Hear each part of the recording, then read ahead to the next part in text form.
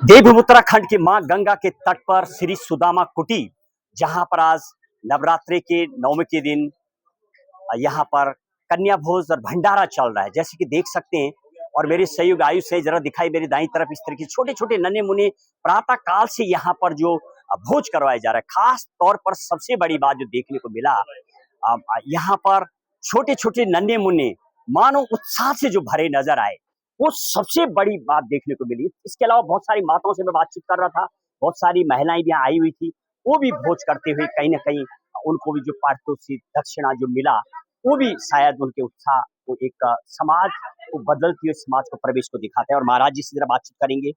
इसके पीछे वो खुद स्वयं अपने हाथों से आज सेवा देते नजर आ रहे हैं और लगातार शायद वो देते हैं। आखिर ये सबके पीछे वास्तविक ही खास तौर पर बच्चों को जो प्रोत्साहन मिलता है, उनका जो मानसिकता होती है, उसको बहुत बढ़ावा मिलता है। और मैं जब बच्चों से बातचीत कर रहा, बहुत सारी कन्याओं से, बच्चों से, बहुत उत्साह नजर आए। एक छोटा सा पारितोषिक भी उनके जीवन में परिवर्तन कर देते हैं। तो आखिर यहाँ की मैं बात करूं, श्री सुदामा संत कुटी में संतों की सेवा, अनेक असहाय लोगों की सेवा होती है। और गौशाला अखिल भारतीय श्री हनुमान गौशाला ट्रस्ट महाराज की है। लगभग 600 के लगभग गायों की सेवा भी होती है महाराज जी। और प्रयागराज में भी महाराज जी के द्वारा देखा गया बहुत कुछ वहां पर संतों की सेवा हुई। जरा बातचीत करेंगे महाराज जी से आज।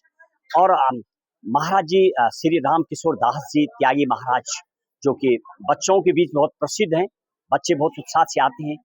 और मानो मानो सबसे बड़ी बात कन्या ही नहीं बल्कि बच्चों को लेकर के खास उत्साह देखने को मिला। बातचीत करें महाराज जी, आपका बहुत बहुत स्वागत है। आज का जो भंडारा रहा, बहुत बच्चों के चेहरे पर जो एक हंसी नजर आई, उसकी तो प्रशंसा है ही। आखिर ये सब चीजें जो आप कर रहे हैं, इसको लेके आज कैसे महसूस कर रहे हैं, क्या बोलना चाहेंगे? सबसे पहले तो मैं संपूर्ण भारतवर्ष को, उत्तराखंड को श्री राम जन्म की बधाई देना चाहता हूँ। हमारे संत कहते हैं कि बच्चों के हृदय में भगवान होता है। उनके हृदय में प्रारंभ से जैसे संस्कार पड़ जाते हैं, फिर अंत तक वो मिटते नहीं हैं। तो उत्तराखंड देवभूमि है, यहाँ के सब बच्चे देव स्वरूप है, ऐसा हम लोग मानते हैं। हमारा बड़ा सौभाग्य है कि छोटे बच्चों की सेवा का हमको सबको अवसर मिलता है। देखिए, बड़ों के हृदय में जब मनुष्य बड़ा हो जाता है, नाना प्रकार की कामनाएं वासनाएं उत्पन्न हो जाती हैं। बच्चे तो सब बहुत निर्मल हृदय के होते हैं, गंगा जी जैसे होते हैं। तो हमारे बड़े महाराज जी, हमारे गुरु महाराज जी बच्चों को हमेशा बहुत ज्यादा मान सम्मान करते रहे हैं। मैं भी उनका मान सम्मान करता रहा हूँ। बहुत से बच्चे जो उस समय बहुत छोटे थे जब मैं आया था, अब युवा हो गए हैं, परंतु उनके संस्कार, उनकी भक्ति वैसी की वैसी बनी हुई है। मैं पूरे अपने चिन्याली उत्तरकाशी क्षेत्र को सबको रामनवमी की बहुत बधाइयाँ देता हूँ। भगवान से प्रार्थना करता हूँ गंगा जी से कि हमारा क्षेत्र धन धान्य से, हमारी संस्कृति से आगे आगे जाता रहे। महाराज जी, हमारे दर्शकों के लिए और साथ जो आपको बराबर सहयोग भी देते हैं, बड़े पूरे प्रदेश भर से कई लोग ऐसे पर्दे के पीछे होते हैं, उनको आज किस आशीर्वाद स्वरूप उनको क्या कहना चाहिए? देखिए, हमारा क्षेत्र है, हमारे सभी क्षेत्रवासी मिल के इस भंडारे को कर रहे हैं। मैं तो खाली निमित्त मात्र हूँ। सबका सहयोग है, सबका धन लगा हुआ है, सबकी भावना लगी हुई है। सबके लिए मैं आशीर्वाद देना चाहता हूँ कि जो पंचायती कर्म है, ये तो पंचायती काम है ना। बच्चे तो पता नहीं किस जाति के हैं, कौन के हैं, किसके हैं, बच्चे तो भगवान के हैं।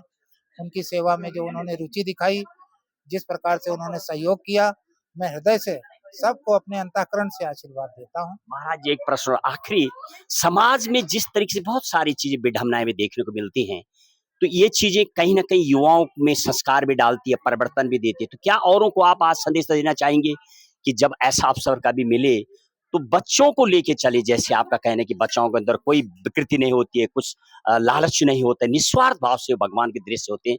तो और भी इस धारा में जुड़े, इस टाइप के देखे जाए। शादियों में भी देखा जाता है, मेहंदी रात में लोग लाखों रुपए लगा देते हैं और सब नशा, ये सब मीट मांस मदिरा में, तो क्या उसमें कुछ परिवर्तन हो, उसको कुछ आज बोलना चाहेंगे? देखिए, वर्तमान युग स्वार्थ का युग है। नेता भी स्वार्थ में है, जनता भी स्वार्थ में है, सब चारों तरफ स्वार्थ छाया हुआ है। निष्काम प्रेम का तो कहीं तात्पर्य नहीं है। तो जो अभी सेवा दिख भी रही है, उसके पीछे कुछ न कुछ स्वार्थ छुपा रहता है। तो स्वार्थ युक्त सेवा तो एक प्रकार का व्यापार है। सेवा हमेशा निस्वार्थ होनी चाहिए, बिना किसी कामना के होनी चाहिए। मैं सबसे यही कहना चाहता हूँ कि सेवा भाव में निस्वार्थता बनाए रखें। बाकी तो संसार के कार्य सब स्वार्थ से चल ही रहे हैं, लेकिन जो धर्म के कार्य हैं, सेवा के कार्य हैं, ये सब निस्वार्थ भाव से होने चाहिए। एक बात मैं और कहना चाहता हूँ कि जो चीज अच्छी होती है नकल उसी की होती है। साधु का भेष अच्छा होता है तो तमाम प्रकार के अधर्मी और भी विकृत मानसिकता वाले लोग भी संत का भेष बना के, गुरु का भेष बना के बैठ जाते हैं। मैं उनसे सबसे भी कहना चाहता हूँ कि भाई धर्म का क्षेत्र है, ये कोई व्यापार नहीं है, ये तो बिल्कुल निस्वार्थ निष्काम भाव का क्षेत्र है। निष्काम निष्काम भाव से सेवा करें, आप सबका कल्याण होगा।